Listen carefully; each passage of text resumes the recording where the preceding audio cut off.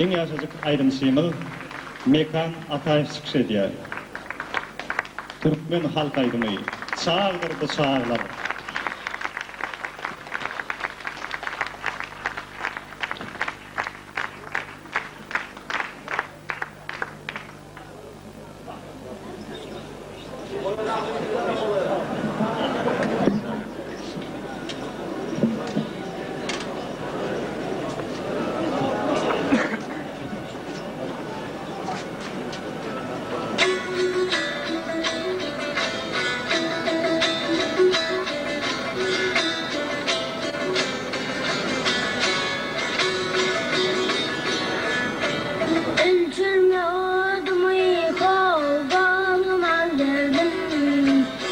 Başımdan ağın çaldırım çağlar.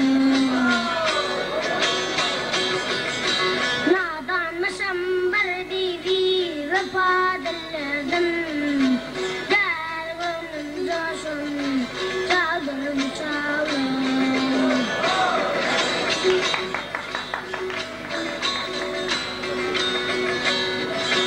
Şunca cepa çıktı me bana payım, bu nalam işte yarım.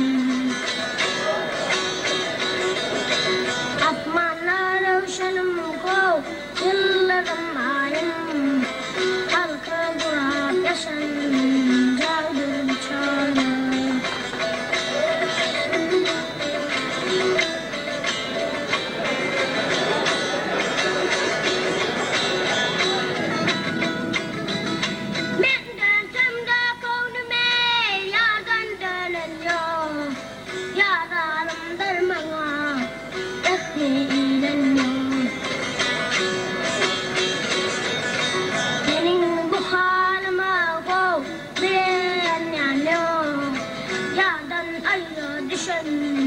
Çagdyr çağlar.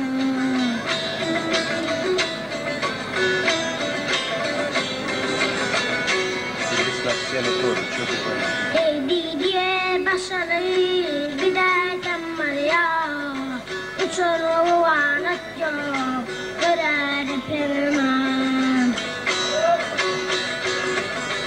Ayda gül canımda kov, varmasın armağan.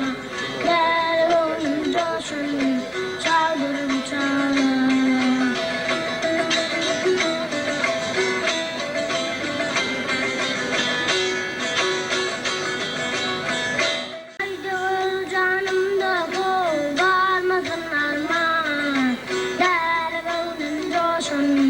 Çagdyr çağlar. Halka durak yaşan, Çagdyr çağlar.